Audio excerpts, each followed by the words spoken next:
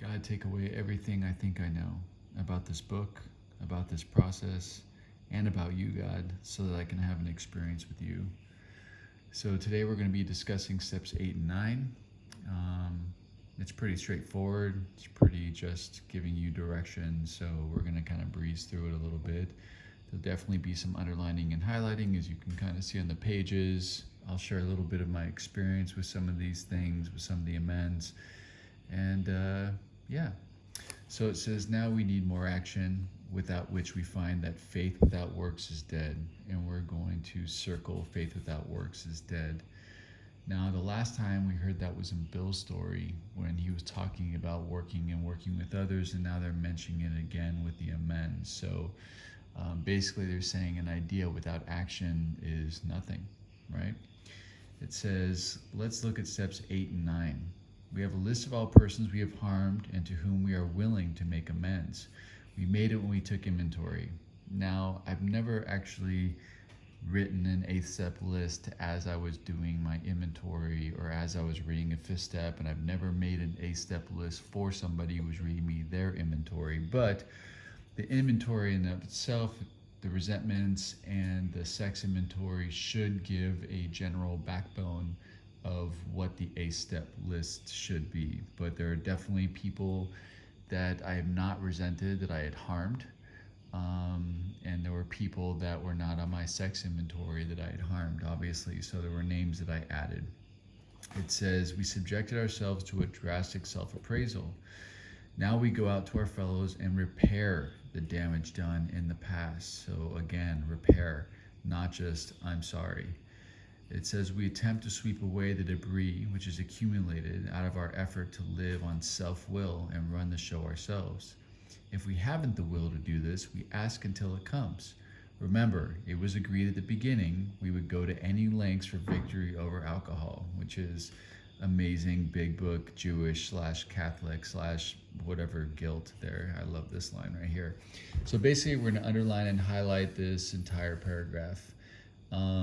So how I have people do their 8-step list is I have them write a list of all the names of all the people they've harmed, and then going by one name at a time, basically write a letter to that person of what they need to make an amends for. And it's not because they're actually going to send a letter, because a direct amends is, of course, the most appropriate action, but just to sort of give an idea of what is going to come out of their mouth. And this is something that I'll go over with them, and we'll discuss, what we can make amends for, what we can't make amends for, what's direct, what's indirect. In this day and age, I think a direct amends face-to-face is always the best. If that's not possible, then now we can video chat. That would be the next best thing. After that would be a phone call. After that would be an email or a text, and then a letter. So that would be the tier of, best case scenario to worst. So it says, probably there are some misgivings. Now, misgivings are anxieties, and I know that I've definitely felt misgivings or anxieties around amends.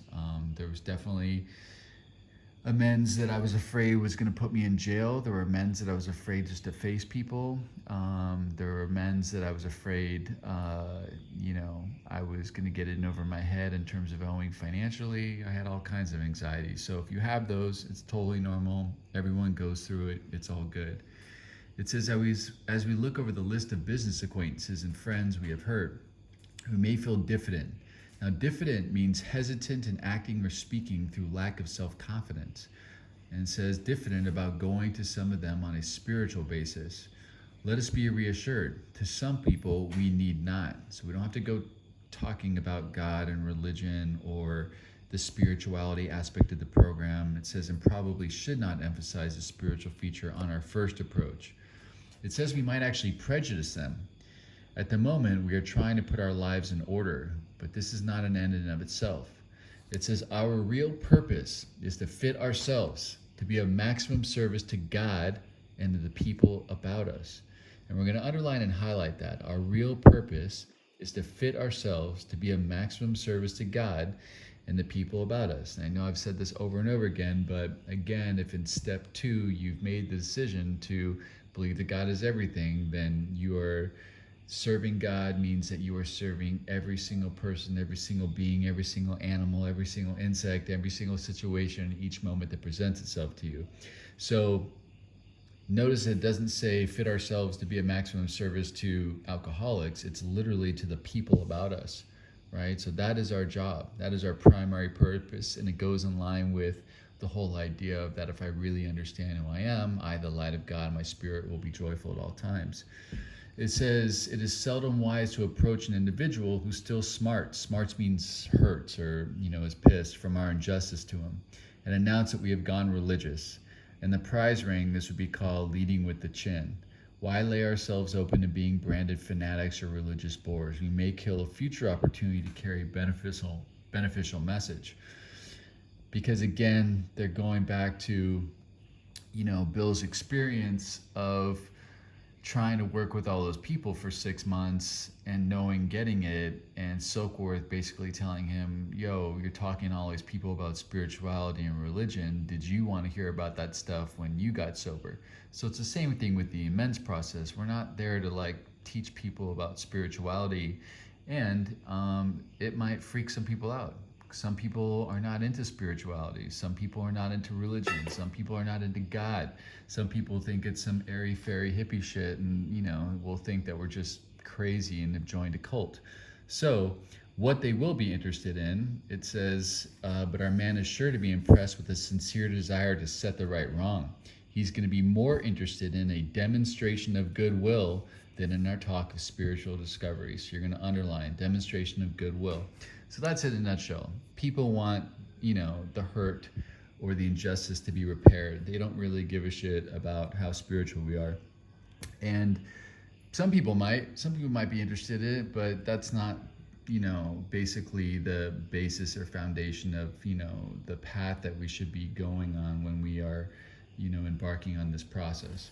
It says, we don't use this as an excuse for shying away from the subject of God. When it shall serve any good purpose, we are willing to announce our convictions with tact and common sense. Know your audience, basically. It says the question of how to approach the man we hated will arise. So in the margin, I just wrote how we approach the people that we hate, because this is how you make amends to people that you hate. It says, it may be that he has done us more harm than we have done him. And though we have acquired a better attitude towards him, we are still not too keen about admitting our faults. Nevertheless, with a person we dislike, we take the bit in our teeth. It is harder to go to an enemy than to a friend, but we find it much more beneficial to us. And you're going to circle much more beneficial to us. Why is it more beneficial? Well, God, please bury my pride before my pride buries me. It's my pride always that makes me want to feel right. It's also my pride that makes me closed-minded to spirituality, to solution, to opportunity, to all kinds of different things, so any opportunity that I get to level my own pride is an opportunity for me to grow, which is basically why it's much more beneficial. It says we go to him in a helpful and forgiving spirit, confessing our former ill feeling and expressing our regret. And we're going to highlight this. We go to him in a helpful and forgiving spirit, confessing our former ill feeling and expressing our regret. Then it says, under no condition do we criticize such a person or argue. And we're going to underline and highlight that. So we're not there to argue with them. And I'll give you an example. I went to an old friend of mine who we used to use together. And he actually got sober before I did. And when we were using together, I think he got kicked out of his apartment because it got raided for, manufacturing GHB. I let him live in my apartment in Venice Beach because I was staying in some crack den in West LA. And I also got him a job at this store that I was working at on the Venice Beach Boulevard, the boardwalk area. And so, I heard he was talking shit about me, and I was upset about that. And he wound up getting evicted from my place because I wasn't paying rent, and it was just a whole mess. And basically I talked shit about him while we were out there, and I had a lot of resentment against this dude. So anyway, he got sober before me. I got sober shortly after him, and I remember when I made amends to him and I cleaned up the wreckage of the past and I apologized for my stuff. I did have an expectation of him being like, yeah, I'm sorry that I was fucked up to you too, and blah, blah, blah. But he didn't. His response to me was, yeah, bro, you really were an asshole. Now, under no condition do I criticize such a person or argue. So I didn't. I took the bit in my teeth. I was quiet and I just remembered what I was there for, which was to clean up my side of the street. And I gained freedom from that, which was awesome. It says, this is what we say to them. Simply, we tell them that we will never get over our drinking until we have done our utmost to straighten out the past.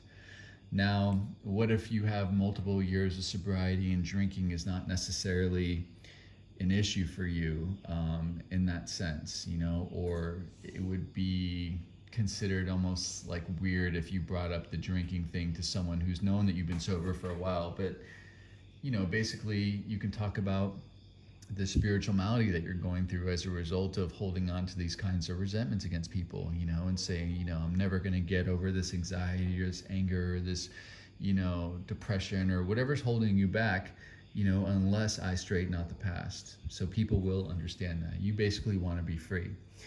And that you feel bad. It says, we are there to sweep off our side of the street, realizing that nothing worthwhile can be accomplished until we do so.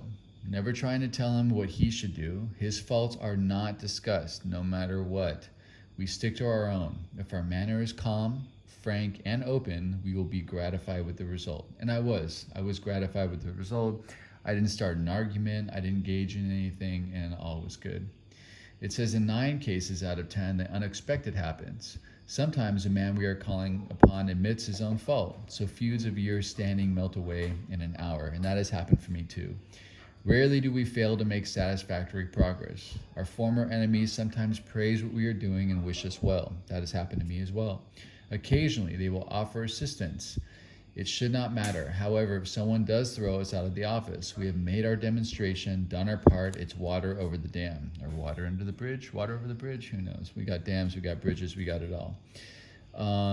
So I definitely have been hung up on and told that people never want to speak to me again. So that's the equivalent of someone throwing me out of their office. But the thing is that I did my part. I'd made an effort. I was willing, and I needed to just walk away. Coincidentally, one of those amends that was like that, I wound up running into this person about 5 years later on Fairfax Boulevard. They saw me in their rearview mirror, and I saw them in their side view mirror. And we wound up pulling over, and I was able to clean up the wreckage of the past in that moment. So the beautiful thing about the universe is that, when it's time, if it's time, it will present itself and we will get our chance. And if we don't, the most important thing is that we are willing, okay? Then it says, most alcoholics owe money. I certainly did, and I still do. It says, we do not dodge our creditors, which I don't. We're going to underline those 2 sentences. It says, telling them what we are trying to do, we make no bones about our drinking. They usually know it anyway, whether we think so or not, which is true. We're not as crafty and sneaky as we think we are. It says, nor are we afraid of disclosing our alcoholism on the theory it may cause financial harm. Approached in this way, the most ruthless creditor will sometimes surprise us. And for me, the most ruthless creditor that I could think of was definitely the IRS. In my mind, I thought that they don't care about us at all, or me certainly, and they just wanted money. But I stopped being afraid of them. I called them, I approached them, and this is how we deal with creditors, by the way. It says, arranging the best deal we can, we let these people know that we're sorry. So we're going to underline that sentence. Now, the nice thing about the IRS is that they were willing to work with me, but notice it says arranging the best deal we can. So we don't want to go out and just use our newfound, newly sober money, if it's limited, to just pay back every single person that we owe to, so that we dig ourselves another hole somewhere in another situation where we have to borrow money or basically spending money we don't have. So we want to arrange the best deal possible so that we can responsibly pay people back in time without setting ourselves in a position where we are, putting ourselves in a financial bind. That is the responsible way of doing this. It says our drinking has made us slow to pay. It says we must lose our fear of creditors. And we're going to underline we must, because again, that's a directive. And we're going to underline creditors. No matter how far we have to go, for we are liable to drink if we are afraid to face them. We're going to underline liable to drink if we are afraid to face them. I can tell you firsthand that there is some truth to that. You know, when I was in fear of my creditors, that definitely didn't make me want to drink, because I never have wanted to drink since I got sober, but it made me want to kill myself. You know, I felt so overwhelmed by life, and I thought I was in a hole that I can never dig myself out of. And it was just, you know, that's where it ended me up. So, and I was just all fear. And what I found is that when I just faced these people, people were willing to work with me. And that's what I've always found. They just want their money back. It says, perhaps we've committed a criminal offense, which might land us in jail if if it were known to the authorities. We may be short in our accounts and then unable to make good.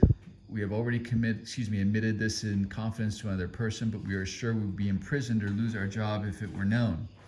Maybe it's only a petty offense, such as padding the expense account. Padding means like lying about the expense account. Most of us have done this sort of thing. Maybe we are divorced and have remarried, but haven't kept up to alimony number one. We're going to underline alimony number one. It's just another example of, you know, petty offense. She is indignant about it and has a warrant out for our arrest. That is a common form of trouble too. So next to this part, I wrote, if we have committed a criminal offense, because this is how you make amends there. Now, I had a situation when I got sober. I had a 5-year joint suspension, and I was under formal probation, which means that if I violated probation, I'd have to go to prison for 5 years, hands down, no matter what. And I remember I was at Costco shopping for the sober living house that I was working for at the time, and I saw the manager of the store that I worked at on the Venice Boardwalk. And in that store, basically I stole a bunch of clothes from that store. You know, in my mind at the time when I was using drugs, I told myself I was borrowing the clothes because, you know, I was going to clubs every night. It was kind of club wear clothes. If you know about Jinko and kickwear back in the 90s, you're awesome.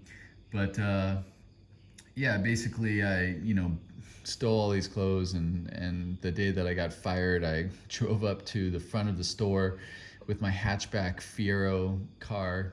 Man, I was a real gem, with like clothes overflowing from the back into the front. And he just looked at me and shook his head, and like he just said, you know, get the fuck out of here. So anyway, I ran into him at Costco. I had about maybe 8 months sober at the time. And I called my sponsor. I was like, this dude's here, but I'm afraid, because if he presses charges against me, like, what am I going to do? And my sponsor said, you know, the universe is presenting him to you. You got to have faith that, like, the universe has not brought you this far to kick you in your ass. So, you know, you have to approach him. He's there for a reason. So I did, and I approached him, and I was willing to go to any lengths. I was willing to go back to jail if I needed to do that. And I went up to him. I'm like, you know, hey, and I made my amends, and I asked him, like, you know, if there's a figure that he can think of how much clothes that I stole and blah, blah, blah. And he gave me a figure, and he said, just drop that money off at the store. I'm really proud of you. And he was like amazing to me. You know, he didn't press charges, and it was an awesome experience. And, you know, I washed cars and ironed dudes' clothes in the house to make the money to pay him back. And I left the money, and that was it. Move on. So it says, although these reparations take innumerable forms. Remember, reparations means repairs. It doesn't mean sorries. There are some general principles which we find guiding. It says, reminding ourselves that we've decided to go to any lengths to find a spiritual experience. Remember, a spiritual experience is a God-powered personality change. We ask that we be given strength and direction to do the right thing, no matter what the personal consequence may be. And we're going to underline that, okay? So again, this is a little amends prayer. God, please give me the strength and direction to do the right thing, no matter what the personal consequence might be. And that was the kind of willingness that I had in that moment, and I'm very grateful for that. It says we may lose our position or reputation or face jail, but we are willing. We have to be. We must not shrink at anything. And this is such a true test of faith. You know, it's just believing that the universe loves me and is taking care of me no matter what. And we're going to highlight from reminding ourselves that we decided to go to any lengths, all the way down to shrink it anything. It says, usually, however, other people are involved. Therefore, we are not to be hasty and foolish martyr. And a martyr is someone who makes a great show of suffering to arouse sympathy from others. A hasty and foolish martyr who would needlessly sacrifice others to save himself from the alcoholic pit. A man we know had remarried. Because of the resentment and drinking, he had not paid alimony to his first wife. And we're going to underline, because of the resentment and drinking, he had not paid alimony to his first wife. She was furious. She went to court and got an order for his arrest. He commenced our way of life, had secured a position, and was getting his head above water. It would have been impressive heroics if he had walked up to the judge and said, "Here I am." We thought he ought to be willing to do that if necessary, but if he were in jail, he could provide nothing for either family. We suggested he write his first wife, admitting his faults, underline admitting his faults, and asking for forgiveness. He did, and also sent a small amount of money. So that good faith money is really important, right? It shows that you want to and you're willing to sacrifice in order to make things right. It says he told her what he would try to do in the future. He said he was perfectly willing to go to jail if she insisted. Of course she did not, and the whole situation has long been adjusted.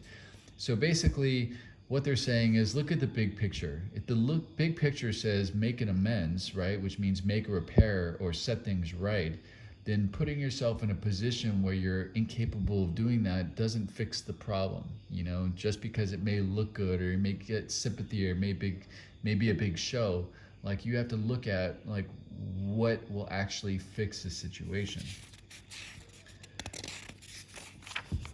It says, before taking drastic action, which might implicate other people, we secure their consent. If we have obtained permission, have consulted with others, ask God to help. And we're going to underline, ask God to help.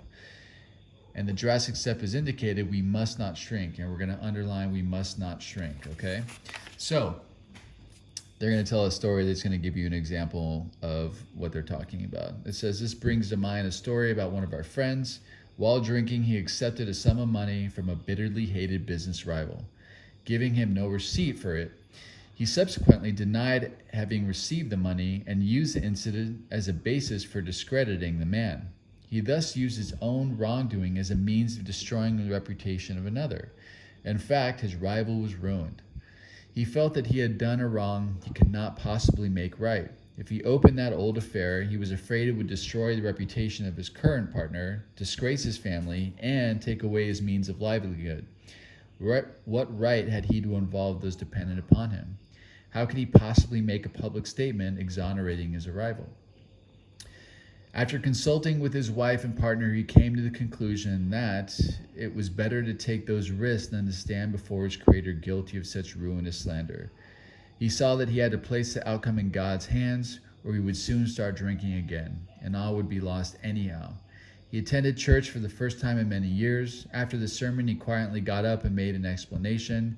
His action met widespread approval, and today he's one of the most trusted citizens of his town. Yay! This all happened years ago. So basically what they're saying is that if your wreckage includes other people or will affect other people, if you get honest about it, talk to those people first. You know what I mean? Because you don't want to create more wreckage in this amends process. Relationships. Here we go. The chances are that we have domestic troubles. Perhaps we were mixed up with women in a fashion we wouldn't care, or men obviously, wouldn't care to have advertised. We doubt if in this respect alcoholics are fundamentally much worse than other people. They're not. But drinking does complicate sex relations in the home. After a few years with an alcoholic, a wife gets worn out, or a husband gets worn out, or a partner gets worn out, resentful and uncommunicative. And you're going to underline, a wife gets worn out, resentful, and uncommunicative. How could she be anything else? The husband begins to feel lonely, sorry for himself. Of course, this goes both ways. He commences to look around in the nightclubs or their equivalent for something besides liquor. Perhaps he is having a secret and exciting affair with the girl or boy who understands. In fairness, he must say that she may understand, but what are we going to do about a thing like that? A man so involved often feels very remorseful at times, especially if he is married to a loyal and courageous girl who has literally gone through hell for him. Whatever the situation, we usually have to do something about it. If we are sure our wife does not know, should we tell her? Not always, we think. If she knows in a general way that we have been wild, should we tell her in detail? Undoubtedly, we should admit our fault. She may insist on knowing all the particulars. She will want to know who the woman is, where she is, what her social security number is, what her phone number is, what time she goes to work. No, I'm just kidding. It says we feel we ought to say to her that we have no right to involve another person. Now, granted, I've tried to say that before in my life, and that does not work, or it hasn't worked for me yet, because, they come back with, how are you putting her feelings or her ahead of me again? So this suggestion, you're lucky if that actually works. It says, we are sorry for what we have done, and God willing, it shall not be repeated. More than that, we cannot do. We have no right to go further. Though there may be justifiable exceptions, and though we wish to lay down no rule of any sort, which is very important, okay? So all this stuff that they're talking about right now, these are like suggestions. I'm not sure that they actually work. And in the end, I'm not sure that a book can really get involved in a one-on-one relationship between two people, right? Which they're going to say later on. It says, we have often found that this is the best course to take. Then it says, our design for living is not a one-way street. You're going to underline that, but don't say that either. It says, it is good for the wife as it is for the husband. This is my favorite part. If we can forget, so can she. Ha ha ha. It is better, however, that one does not needlessly name a person upon whom she can vent jealousy. Perhaps there are some cases where the utmost frankness is demanded. Absolutely. No outsider can appraise such an intimate situation, including this book, okay? This book is an outsider in this situation. It says, it may be that both will decide the way of good sense and loving kindness is to let bygones be bygones. If you guys are both on some epic spiritual path, absolutely. It says each might pray about it, having the other one's happiness uppermost in mind. Again, spiritual path. Both of you would have to be on that in order to do that. It says, keep it always in sight that we are dealing with that most terrible human emotion, jealousy. All right, and it is a terrible human emotion. It causes so much pain. It says, good generalship may decide that the problem be attacked on the flank rather than risk face-to-face combat. So again, we need to figure this out between ourselves in the relationship. Go see a therapist if you need to see a therapist, to have some sort of mediator if you want to do it like that. But again, these are suggestions the book are giving you. If it feels right to apply these suggestions, awesome. And if it doesn't, cool. It says, if we have no such complication, there's plenty we should do at home. Sometimes we hear an alcoholic say that the only thing he needs to do is keep sober. Certainly, he must keep sober. You're going to underline, he must keep sober, for there will be no home if he doesn't, which is true. So basically, staying sober is like the fluff that blows off the top of the tip of the iceberg, right? It's the very, very, very, very, very beginning, but there's so much more to be dealt with, is what they're saying. It says, but he is yet a long way from making good to the wife or parents, whom for years he has so shockingly treated. Passing all understanding is the patience mothers and wives have had with alcoholics, and this is very true. Had this not been so, many of us would have no homes today, would perhaps be dead. So all those enablers have really saved our asses, right?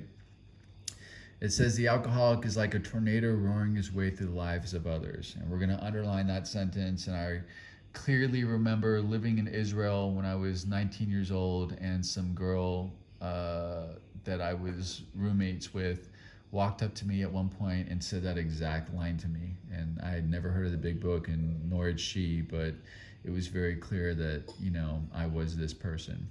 It says, hearts are broken, sweet relationships are dead, affections have been uprooted, selfish and inconsiderate habits have kept the home in turmoil. We feel man is unthinking when he says that sobriety is enough. Absolutely unthinking. He is like the farmer who came up out of the cyclone, Sarah, to find his home ruined. To his wife he remarked, don't see anything to hear, Ma. Ain't it grand the wind stopped blowing? I hope you guys appreciated that accent. Then it says, yes, There's a long period of reconstruction ahead. We're going to underline a long period of reconstruction ahead. And again, it's reiterating that idea that we talked about back in the day when we were doing the doctor's opinion. We were talking about moral psychology and understanding that it's a process, right? So basically, if you've been drinking and using for 10, 15, 20 years, to think that you're going to get sober and all of a sudden, render yourself white as snow, in 6 months to a year of sobriety, you're out of your mind. That doesn't even make any logical sense. So if you put some decades behind you of certain behaviors, it's going to take time to undo that stuff, and practice. And you have to really look at how consistent you are being in terms of the practice that it takes to have this spiritual experience. And again, what we've learned over and over and over again is that if all of our problems are rooted in selfishness, self-centeredness, self-seeking, and self-pity, then all of our solution is going to be rooted in selflessness, altruistic, being the blessing, being kind and loving, thinking of others ahead of your needs, right? And again, utilizing this book as a practice to do so, right? So if you're being diligent about that and really consistent about that, awesome. This will be a shorter process for you, but it will still not be in 1 year. It says we must take the lead, so doing the work. It says a remorseful mumbling that we are sorry won't fit the bill at all. So we're going to underline and highlight a remorseful mumbling that we are sorry won't fit the bill at all, and we're going to underline a long period of construction ahead, and we must take the lead. Now, my first amends to my mother was exactly this, a remorseful mumbling that we are sorry, right? So I was basically in the car with her. We were driving through a canyon. I looked over at her and I was like, Mom, I'm sorry. Yes, exactly. That's what it was. And I remember the week after that, she showed up to family group and she basically called me out on my shit. And my family group, the director of the sober living that I was at, basically made me fire my sponsor at the time and get a new sponsor and restart the steps. And I had a much different amends after that, but I've definitely made that mistake before. It says we ought to sit down with the family and frankly analyze the past as we now see it, being very careful not to criticize them. So we're going to underline not to criticize them. So this is basically very similar to how we approach the people that we still have resentment against, because family comes with issues, and it's really easy to start picking apart that stuff. And truthfully, I did not frankly analyze the past with my family because that would be sort of setting myself up to basically criticize. So I just cleaned up my side of the street, and if they had anything to say, I just kept my mouth shut, and that's basically what I did. But it wasn't so much of a back and forth going over everything that happened in the past. It says their defects may be glaring, but the chances are that our own actions are partly responsible, and we're going to underline our own actions are partly responsible, and we have to take responsibility for training our family, right? If we are so angry in sobriety because our family is treating us like children or babies or like we can't do anything or whatever, look at our behavior, look at our sloth, look at how we've basically, not shown up for life and all the picking up they had to do for us, cleaning up our messes. If we think that our family is controlling, look at, how we behave to basically train them to be like that. So we need to take responsibility for that. It says, so we clean the house with the family, asking each morning in meditation. Again, they're assuming that we're meditating, that our Creator show us the way of patience, tolerance, kindness, and love. And that's another prayer. So we're going to underline and highlight. So we clean house with the family, asking each morning in meditation that our Creator show us the way of patience, tolerance, kindliness, and love. God, please show me the way of patience, tolerance, kindliness, and love. And again, that's the prayer. Praying is cool, but practicing patience, tolerance, kindliness, and love is a whole other ballgame, right? And the more people that you're chasing to work with in this book, eventually you're going to run into, your mother's personality, your father's personality, your brother, your sister's personality, sitting across from them, taking them through the book. It won't be them, but it'll be someone that has the same kind of stuff. And if you can show compassion to that person that you're working with, then that will transfer to the relationship that you have with your mother, or your father or whoever, right? It says the spiritual life is not a theory. We have to live it. And we're going to underline and highlight, we have to live it. It says, unless one's family expresses its desire to live upon spiritual principles, we think we ought not to urge them. It's not our job to push spiritual principles on anybody else. It says we should not talk incessantly to them about spiritual matters. We're going to underline that. It says they will change in time. Maybe. Okay? Don't have that expectation. They might not change in time. They may stay the same for the rest of your life, and that's okay. We're not there to change them. We're not there to impose our will upon anybody else. And basically, anything that we are trying to do to kind of control how people behave around us is based on the expectation that we place on them based on the role that they've been assigned in our life. But if we just look at them as beings on this earth or other parts of the light of God, that we're there to serve, then you remove the idea of mother and what that should mean, or you remove the idea of father and how that should show up for you in your life, and they just become another person, and that's it. So if they don't change, there's no expectation, and it's all good. And again, the more you work with people, and the more that you work with people in this manner where you're working with so many people that you don't have time to have any expectations on whether they follow direction or not follow the direction. And plus you're passing on this message, not your message, which you're not taking credit for, which you're not attached to, then it's going to help you grow in that area too, right? It says our behavior will convince them more than our words. That may be true, but maybe not too. So again, don't have that expectation. We must remember that 10 or 20 years of drunkenness would make a skeptic out of anyone. So we're going to highlight all that, and this last sentence is absolutely true. I remember it took probably a year and a half of my sobriety before my family even catered the idea of giving me a key to their house, and that's just where we were at. And for me to have any expectation they should all of a sudden trust me just because I put together a few months of sobriety is absolutely insane. Then it says, there may be wrongs we can never fully right. We don't worry about them if we honestly say to ourselves that we would right them if we could. Some people cannot be seen. We send them an honest letter, and there may be a valid reason for postponement in some cases, but we don't delay if it can be avoided. It says we should be sensible, tactful, considerate, and humble without being servile or scraping. As God's people, we stand on our feet. We don't crawl before anyone. So we're going to highlight, we should be sensible, tactful, considerate, and humble without being servile or scraping. As God's people, we stand on our feet, and we're going to underline and highlight, we don't crawl before anyone. This program is about freedom. It's not about being a slave to, everything around us anymore. It's not about being, a servant to beings.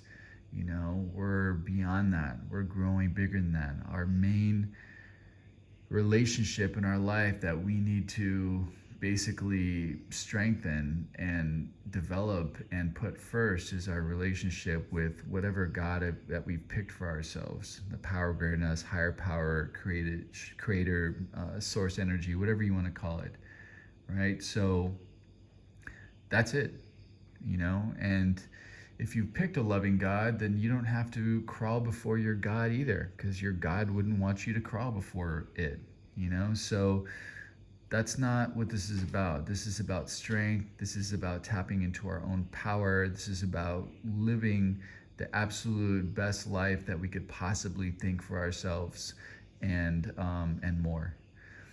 So it says, if we are painstaking about this phase of our development, and they're talking about the amends phase, we will be amazed before we are halfway through.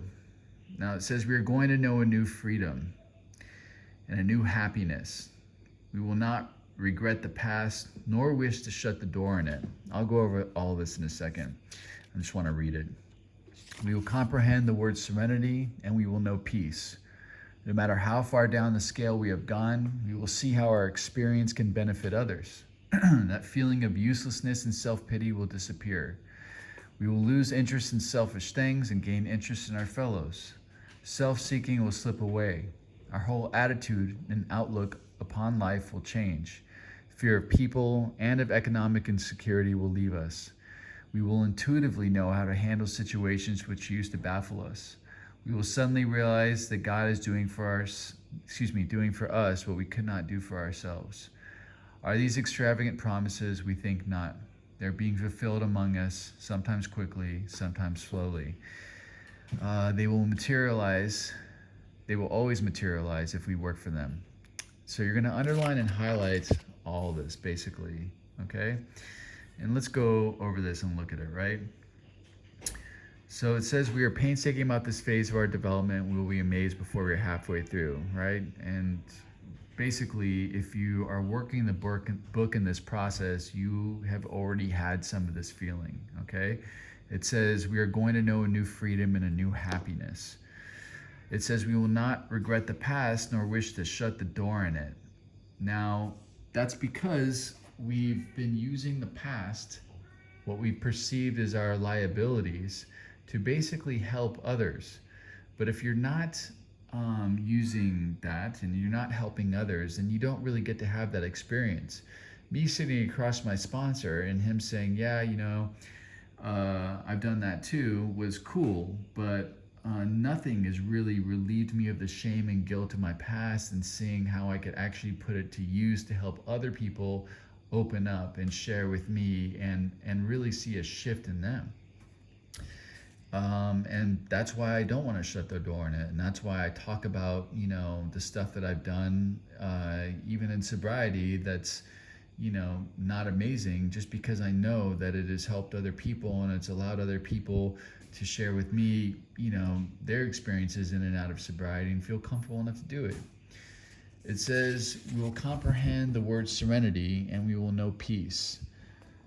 Now, that for me did not happen just because of the amends. Now, the amends definitely allowed me to be able to look people in the eye. And again, it, basically felt like it was another step in earning my seat in Alcoholics Anonymous. And I definitely was not in as much fear walking into certain places because I knew that I cleaned up the wreckage of my past. But, for me, serenity and peace is found in the moment. And the practice that I found to launch myself into the moment is to give myself a purpose in that moment. And for me, that purpose, of course, is to be of service. So thinking of how can I be the blessing has really given me peace and serenity.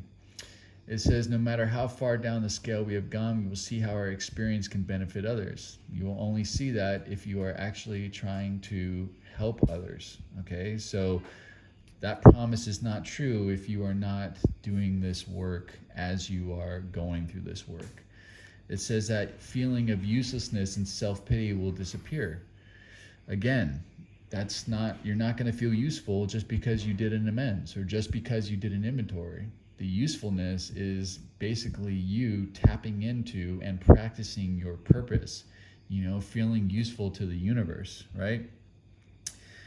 It says we will lose interest in selfish things and gain interest in our fellows. Again, this is not happening for you if you are just going through the steps like in a manner of how most people are going through the steps, whether it be the 12 and 12 or a workbook or whatever, and not simultaneously taking other people through the steps. That doesn't make you selfless, just going through the steps. In fact, going through the steps and writing an inventory or, doing it in some programs where you're answering a million questions about your drinking and using history can be a very selfish process, The selflessness really comes from helping others. It says self-seeking will slip away. Again, I'm going to repeat myself. Actually, I'm not going to bother. You get the point. It says our whole attitude and outlook upon life will change. That's also not true unless you are working with other people. It says fear of people and economic insecurity will leave us. Now that comes from basically connecting to the power of God and developing the relationship with God. Now the best way to develop a relationship with God, how we perfect and enlarge our spiritual life is through service. Again, it says we will intuitively know how to handle situations which used to baffle us. Now for me, the only way I know that is by thinking, how can I be of service in the moment? That is the way to handle situations. How can I be a blessing in this moment? But I would not think of that if, I wasn't actually practicing it.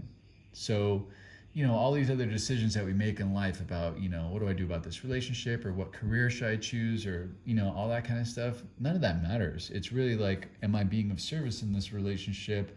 And whatever career I choose, or whatever path I take in life, if I am being of service on that path, it doesn't matter. I can do anything. There is no wrong decision if I am being the blessing through the process. It says we will suddenly realize that God is doing for us what we could not do for ourselves. Now, we're not going to realize that unless we've given the universe the space to take care of us. And for me, the best way to give the universe the space to take care of me is by not taking care of me and taking care of my relationship with the universe. So basically, like what I've talked about before, it's, when life is hitting the fan and I'm feeling afraid, rather than trying to control and fix the situation, I am of service. I take people through the book. I do this work. And I allow the universe to sort the other stuff out.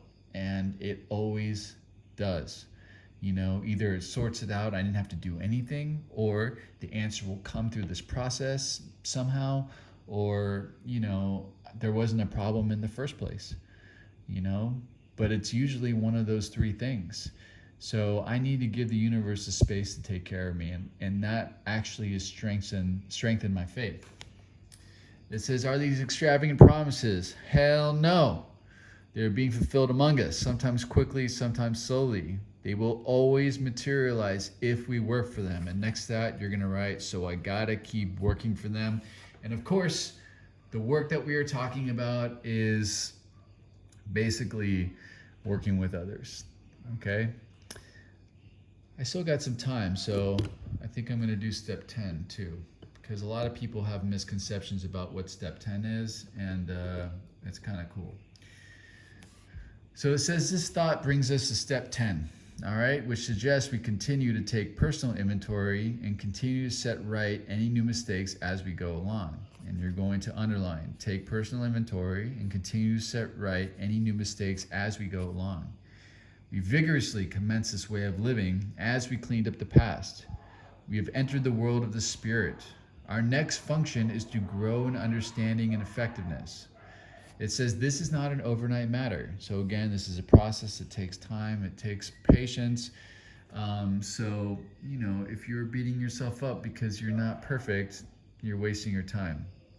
It says it should continue for our lifetime. So we're constantly evolving, and it's a constant practice.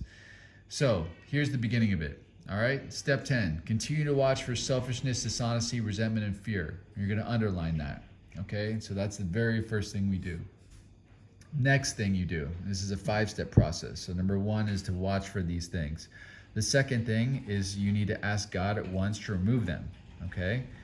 The third thing is you discuss with someone immediately and make amends. That's the 4th thing, quickly, if you have harmed anyone. And then the 5th part of the 10th step, which no one remembers, I'm not going to say no one, but a lot of people don't know, is then we resolutely turn our thoughts to someone we can help. Okay? So again, that's why it's so important to have as many people as you possibly can working through the book with you, so that you don't have to search last minute every time you mess up during the day. Because I don't know about you, but there was a time where I was creating all kinds of wreckage and having all kinds of resentments and having all kinds of selfishness and dishonesty and fears in my days. And, I had no one that I was working with because, I didn't know this was part of it, and I was a mess. You know what I mean? So yeah, I cleaned it up, but I didn't have the spiritual experience because I wasn't taking the action to do the shift. And the shift, of course, is from selfishness to selflessness, right? So basically, you're going to highlight this whole paragraph, and then this is the 10th step. Remember, it's a 5-step process of watching for selfishness, dishonesty, resentment, and fear. Then, of course, it's, asking God to remove some stuff, admitting to another human being some stuff, making amends, and finally to work with someone else. So have that stable of people that you can work with, so you're always in that process of doing that stuff. It says love and tolerance, of course. Love and tolerance of others is our code. So you're going to highlight that. So that is the 10th step in the big book of Alcoholics Anonymous, and that is how it is worked. Okay, so don't forget that 5th part of it. That's super important. I'm going to stop there because after that we're going to read some promises before we get into step 11, and these are really awesome. So I hope this was helpful for you, and I think we'll do one more session and we will be done. Okay, see ya.